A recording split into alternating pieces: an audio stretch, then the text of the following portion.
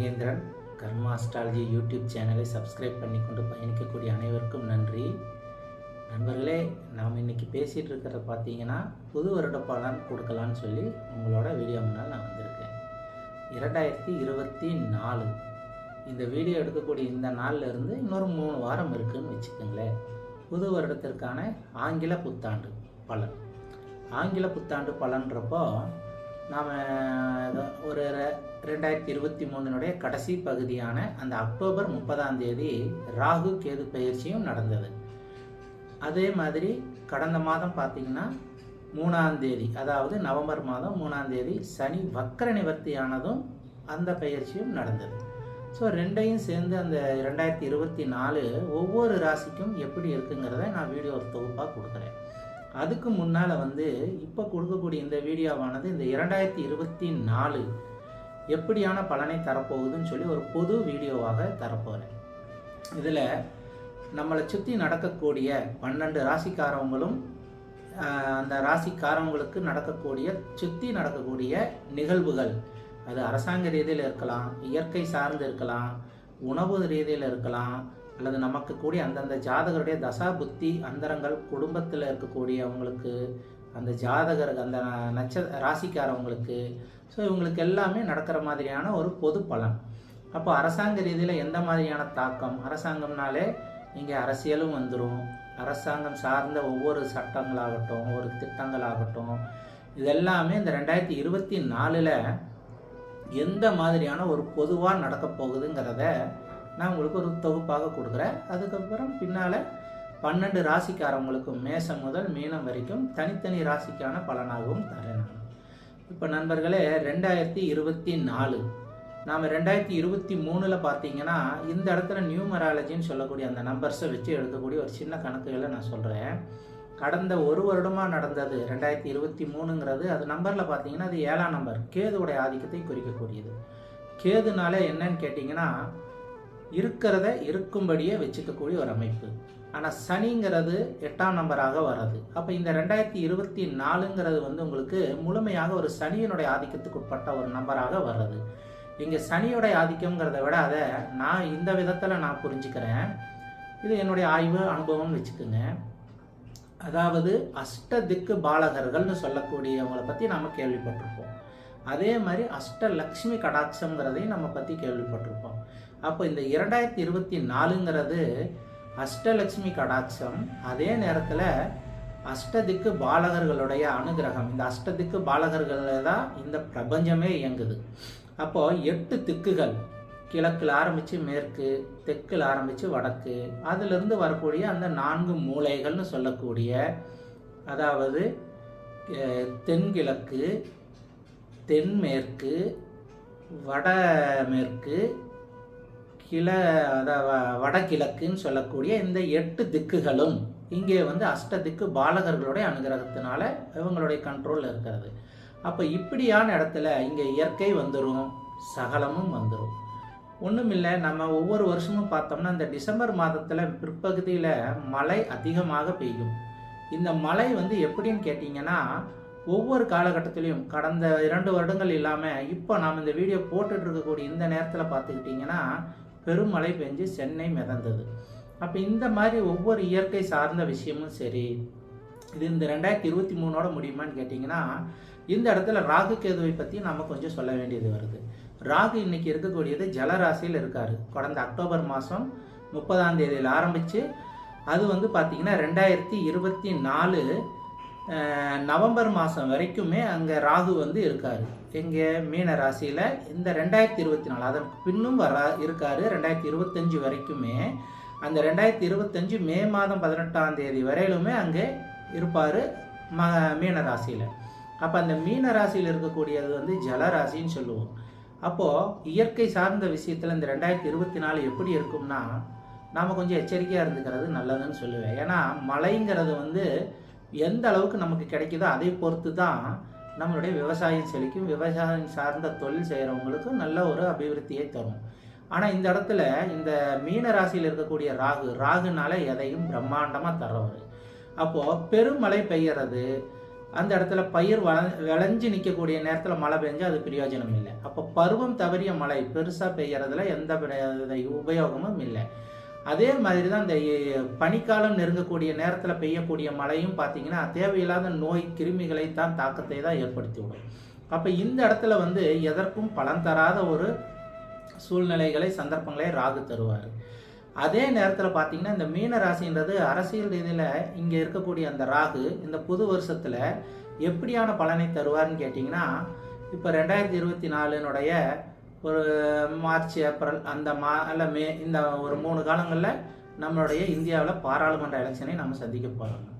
அப்போ இந்த சந்திக்கக்கூடிய நேரத்தில் ராகு இருக்கக்கூடிய இந்த இடம் வந்து அது வந்து வடக்கு பகுதியை குறிக்கக்கூடிய அந்த மீன ராசியோட இருக்கக்கூடிய ராகு. கேது வந்து இந்த இடத்துல எப்படி இருப்பார்னு கேட்டிங்கன்னா, அவர் வந்து தெற்கு பகுதியை குறிக்கக்கூடிய கன்னி ராசியில் இருப்பார்.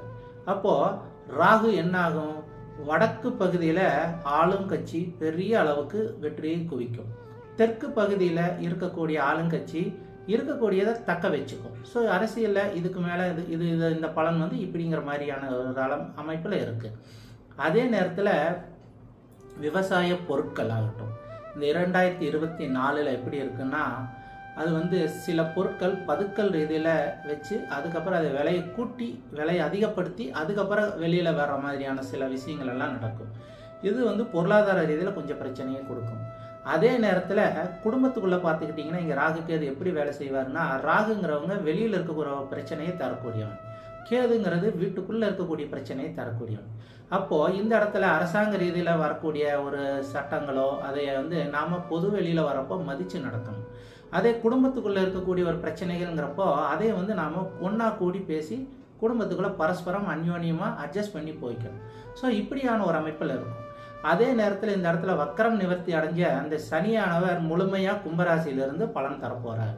அப்போ கும்பராசிங்கிறது நம்ம இந்தியாவுடைய இந்த மேச ராசி எடுத்துக்கிட்டோம்னா 11ஆம் வீட்டில் இருக்குது. அப்போ இந்தியாவினுடைய நம்பரை தரக்கூடியவர் அங்கே வந்து சனிங்கிறது தான் இந்த இடத்துல என்னுடைய அனுபவத்தில் நான் பார்த்தது. அப்போ சனி அதிகத்தில் இருக்கக்கூடிய இந்த 8ஆம் நம்பரில் வர்றப்போ ஸ்திரமான ஒரு அரசு பெரிய அளவுக்கு தொடர்ந்து ஆளும் கட்சியே மீண்டும் ஆட்சிக்கு வர மாதிரியான ஒரு அமைப்பை கொடுத்தோம். இதனால் நாம் நேர்மையாக ஸ்ட்ரெயிட் ஃபார்வேர்டாக எந்த இடத்துலையும் தவறு செய்யாமல் இருந்துக்கிட்டோம்னா நமக்கு வெளி வட்டாரத்தில் அரசாங்க ரீதியில் நல்ல ஒத்துழைப்பு கிடைக்கும். தொழில் செய்கிறவங்க புது தொழில்கள் நிறைய ஆரம்பிக்கலாம். அந்த இடத்துல வந்து சனிங்கிறப்ப விவசாயத்தையும் சார்ந்தவர் தான். அப்போ விவசாயம் செழிக்கும். எந்த அளவுக்கு செழிக்கும்னா, அந்த சீதோசன நிலைமைக்கு ஏற்ற மாதிரியான பயிர்களை நாம் பயிர் செய்கிறப்போ அதில் நல்ல லாபம் வரும். அதே நேரத்தில் பருவம் தவறிய மழைங்கிறது இங்கே எப்படி வரும்னு கேட்டிங்கன்னா, இது வந்து பார்த்திங்கன்னா விவசாயம் அந்த கரெக்டான நேரத்தில் மழை கிடைக்காம அந்த இடத்துல வந்து ஒரு வறட்சி பயிர் ஏதாவது இருந்ததுன்னா அதை போட்டு நாம் அதில் நல்ல மகசூல் பார்க்கலாம். ஸோ இப்படியான ஒரு அமைப்பில் இருக்குது. ஏன்னா சனி இருக்கக்கூடியது கும்பங்கிறது வந்து ஒரு வாயு ராசி. அப்போ மழை மேகங்களை அந்த காற்று கலைச்சு சம்மந்தமே இல்லாத இடத்துல அதிகமான புயல்களை உருவாக்கி அது நம்ம நினச்ச இடத்துல பெய்யாமல் எங்கேயோ போய் பெய்கிற மாதிரி வரும். இந்த இடத்துல சொல்ல போனீங்கன்னா ஒரு பாலைவன பிரதேசத்தில் பெருமழை பெய்யலாம், அல்லது தேவையில்லாத நேரத்தில் மழை பெய்யலாம், அல்லது மழை தேவையான இடத்துல பெய்யாமல் போகலாம். ஸோ இப்படியான ஒரு முரண்பட்ட ஒரு அமைப்பில் இங்கே இந்த 2024 பலன்கள் நடக்க போகுது. ஆனாலும் இங்கே பார்த்தீங்கன்னா சேவிங்ஸ்னு சொல்லக்கூடியது தனிநபராகட்டும் அரசாங்கத்தில் ஆகட்டும் சேவிங்ஸ்ன்னு இருக்கக்கூடிய ஒரு இதை எடுத்து நாம் நல்ல விதமாக பயன்படுத்தி நம்மளுடைய பிரச்சனைகளை நாம் தற்காத்துக்கலாம். ஏன்னு கேட்டிங்கன்னா இந்த இடத்துல வந்து கன்னி ராசியில் கேது இருக்கிறதும் அதே நேரத்தில் மீன ராசியில் ராகு இருக்கிறதும் பார்த்தீங்கன்னா நட்சத்திர சாரத்தில் பார்த்தீங்கன்னா ராகு வந்து ரேவதி நட்சத்திர சாரத்தில் தற்சமயத்தில் இருக்கார். அதே நேரத்தில் கேது வந்து சித்திர நட்சத்திரத்தில் சாரத்தில் இருக்கார். அப்போ சித்திர நட்சத்திரம் இங்கே 2ஆம் பாதம் 1ஆம் பாதத்தில் கேது இருக்கார். அதே நேரத்தில் ரேவதி நட்சத்திர சாரத்தில் ராகு இருக்கிறது வந்து எப்படின்னு கேட்டிங்கன்னா இன்னைக்கு சூழ்நிலைக்கு வந்து பார்த்துக்கிட்டிங்கன்னா இது ஒரு முரண்பட்டதுன்னா ராகு கேதுகளுக்கு ரெண்டுமே பகைப்பற்ற ஒரு அமைப்பை தரக்கூடியது. அப்போ மீன ராசியில் இருக்கக்கூடிய ராகுவும் ஆகட்டும் கன்னி ராசியில் இருக்கக்கூடிய கேதுவும் ஆகட்டும் காலபுருஷ தத்துவத்தின் பார்க்குறப்போ இங்கே வந்து அது ஒன்றுக்கு ஒன்று முரண்பாடான ஒரு பலன்களை தருங்கிற மாதிரி இருக்கும். அப்போ அதிகபட்ச கடன் வாங்காமல் இருக்கிறது நல்லது. கடன் வாங்கினோம்னால் ஏதாவது ஒரு குறிப்பிட்ட நாடு திவால்ங்கிற நிலைமைக்கு கூட போகும். அடுத்தது பார்க்குறப்ப கன்னி ராசியில் இருக்கக்கூடிய கேது குடும்ப ரீதியில் சொத்து தகராறோ சண்டை பிரச்சனைகள் இருந்தால் அது பரஸ்பரம் விட்டு கொடுத்து போகிறது நல்லது. அப்படி இல்லைன்னா அந்த இடத்துல குடும்பத்துக்குள்ளே சில பிரச்சனைகள் வரும். அதே நேரத்தில் பொது வெளியிலையும் பார்க்குறப்போ நாம் ராகுவுடையது நண்பர்கள் பழகிறவங்க, ஏன்னா புதன்னா நண்பர்கள்னு சொல்லுவோம். அப்போ புதனுடைய நட்சத்திரத்தில் ராகு பயணமாகிறப்ப என்ன ஆகுன்னு கேட்டிங்கன்னா இங்கே தேவையில்லாத குழப்பங்கள் வரும். அரசியல் ரீதியில் எடுத்துக்கிட்டிங்கன்னா ஏதாச்சும் ஒரு விதத்தில் நட்பாக இருக்கக்கூடிய ஒரு கூட்டணியெல்லாம் உடஞ்சி போகிறதுக்கான வாய்ப்பு கூட இருக்குது. அதே மாதிரி நீண்ட நாள் ஒரு ஃப்ரெண்ட்ஸாக இருந்தவங்க எல்லாமே கொஞ்சம் பிரிஞ்சு போகிறதுக்கான ஒரு வாய்ப்பு இருக்குது. ஸோ இந்த 2024ங்கிறது ஒரு மல்டிபிள் பல விஷயங்களை கலந்த ஒரு கலவையான ஒரு பலனை தரக்கூடிய வருஷமாக இருக்க போகுது. அதே நேரத்தில் புதிதாக ஏதாவது உடல் சார்ந்த பிரச்சனைகள் வந்தால் அதை சரியான மருத்துவ ஆலோசனை எடுத்துக்கிறது நல்லது.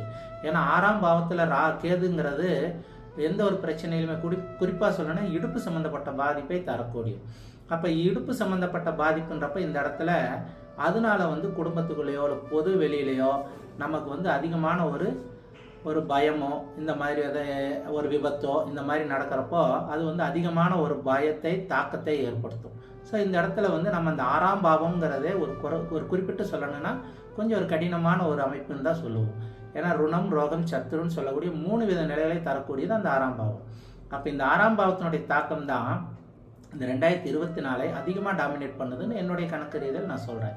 ஸோ இந்த இடத்துல அதுக்கு தகுந்த மாதிரி நீங்கள் கொஞ்சம் எச்சரிக்கையாக எல்லா விஷயத்திலையும் இருந்துக்குங்கிறது இது ஒரு பொதுவான ஒரு பலனாக நான் கொடுத்துருக்கேன். இனி 12 ராசிக்காரவங்களுக்கான தனித்தனி பலனாக நான் அடுத்தடுத்து வீடியோவில் தரேன்.